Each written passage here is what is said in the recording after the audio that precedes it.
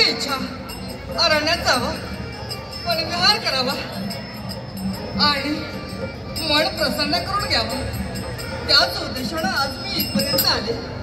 खरोखर एवढंच नव्हे तर या बाजूला पुष्पवाटिका आहे, समोर पाहिलं तर उंच उंच डोंगर, आणि एवढंच कशाला या बाजूला पाहिलं असेल तर हे भले मोठे गगनचुंबी वृक्ष एकसारख्या आकाशाला गवसणी घालतायत आणि त्यांनाच लागलेली फळेपानं फुले अगदी या निसर्गाची नशा धुंद करते. अगदी मनाला समाधान होते.